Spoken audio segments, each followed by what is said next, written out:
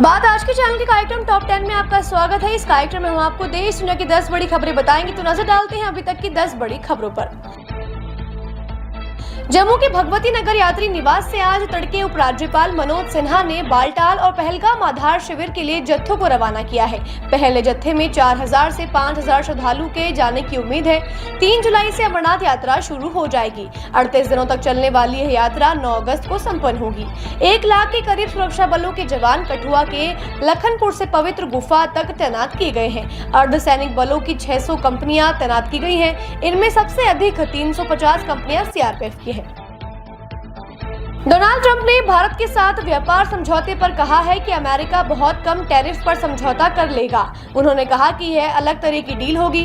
भारत के साथ व्यापार समझौते पर अमेरिकी राष्ट्रपति डोनाल्ड ट्रंप ने कहा, मुझे लगता है कि हम भारत के साथ एक समझौता करने जा रहे हैं और यह एक अलग तरह का समझौता होगा। यह एक ऐसा समझौता होगा जिसमें हम आगे बढ़कर प्रतिस्पर्धा करने में सक्षम होंगे।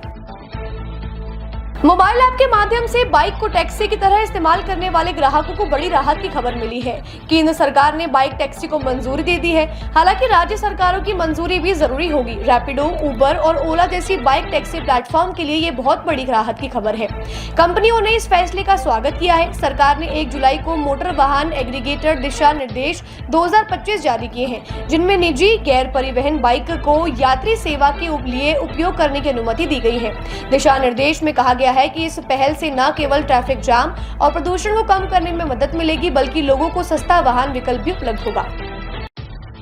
भारत के युवा टेबल टेनिस खिलाड़ी दिव्यांशी भौमिक ने Asian youth table tennis championship का गोल्ड मेडल अपने नाम किया है। 14 वर्षीय दिव्यांशी इस चैंपियनशिप की अंडर 15 कैटेगरी में खेल रही थी। अंडर 15 बालिका एकल खिताब जीतकर उन्होंने इतिहास रच दिया है। दिव्यांशी की स्वर्णिम सफलता इसलिए भी विशिष्ट है क्योंकि 36 वर्षों बाद किसी भारतीय खिलाड़ी ने ये खिताब जीता है।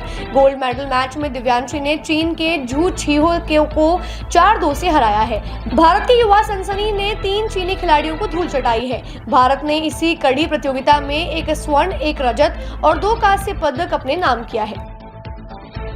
अमेरिकी राष्ट्रपति ट्रंप का महत्वाकांक्षी कर छूट और खर्च कटौती विधेयक पर सीनेट में सोमवार को देर रात तक तीखी बहस चली है। इसके बाद विधेयक के पक्ष और विरोध में 50-50 मत पड़े हैं, जिसके बाद उपराष्ट्रपति जेडी वेंस ने अपना मत देकर इसे मंजूरी दिलाई है। एलन मस्क ने कहा था कि अगर बिल पास होता है तो वो नई पार्टी बनाएंगे। भाजपा ने मंगलवार को 5 राज्यों हिमाचल, उत्तराखंड, आंध्र प्रदेश, महाराष्ट्र और तेलंगाना में निर्विरोध प्रदेशाध्यक्ष चुन लिए हैं। इसके अलावा एमपी में हेमंत विजय खंडेलवाल ने भी निर्विरोध नामांकन भरा है। आज बुधवार को उनकी जीत का ऐलान किया जाएगा। आज धर्मेंद्र प्रधान उनके नाम की घोषणा करेंगे। वहीं अब भाजपा के राष्ट्रीय अध्यक्ष के चुनाव का रास्ता खुल जाएगा। वहीं इस दौड़ में सबसे आगे भूपेंद्र यादव का नाम है। वहीं एक नया नाम जो सबको चौंकाने वाला सामने आ रहा है वो है निर्मला सीतारमण का।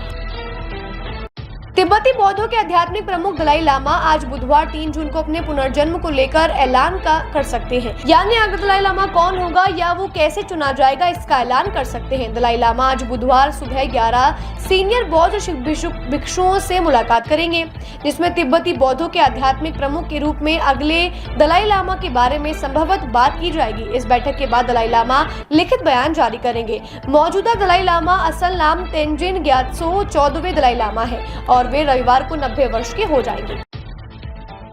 केंद्रीय सामाजिक न्याय एवं अधिकारिता राज्य मंत्री रामदास अठावले ने निजी क्षेत्र में जाति आधारित नौकरी कोटा की वकालत करते हुए कहा कि कई सरकारी उपक्रमों का निजीकरण किया जा रहा है। मंगलवार को रायपुर में पत्रकारों से बात करते हुए रिपब्लिकन पार्टी ऑफ इंडिया ए के अध्यक्ष ने आगामी जनगणना में जाति जनगणना को शामिल करने के नरेंद्र मोदी सरकार के फैसले की सराहना की है और इसे ऐतिहासिक कदम बताया है। निजी क्षेत्र में आरक्षण की वकालत। निजी क्षेत्र में वंचित और पिछड़े समुदायों के लिए आरक्षण के बारे में पूछे गए सवाल पर मंत्री ने कहा कि वह लंबे समय से इस तरह के उपाय की मांग कर रहे हैं। अठावले ने जोर देकर कहा, यह हमारी लंबे समय से मांग रही है।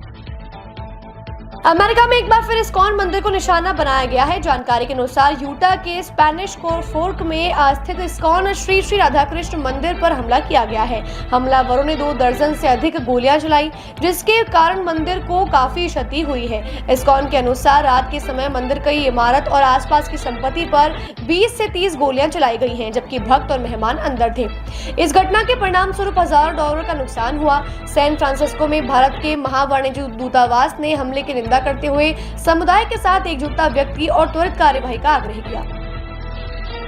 ओडिशा प्रदेश कांग्रेस कमेटी के अध्यक्ष भक्त चरण दास ने बताया कि पार्टी के पूर्व अध्यक्ष राहुल गांधी 11 जुलाई को एक जनसभा को संबोधित करने के लिए ओडिशा आएंगे। दास ने कहा कि कांग्रेस अध्यक्ष मल्लिकार्जुन खड़गे और पार्टी महासचिव केसी वेणुगोपाल भी गांधी के साथ होंगे। उन्होंने एक विज्ञप्ति में कहा कि शीर्ष कांग्रेस नेता 11 जुलाई को यहां बारामुंडा मैदान में संविधान बचाओ रैली को संबोधित करेंगे। साल 2024 के संसदीय चुनावों के बाद लोकसभा में विपक्ष के नेता गांधी की यह पहली ओडिशा यात्रा होगी।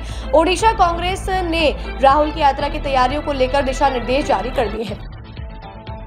टॉप 10 में आज के लिए बस इतना ही। कल फिर होगी आपसे मुलाकात, तब तक के लिए दीजिए इजाजत। नमस्कार।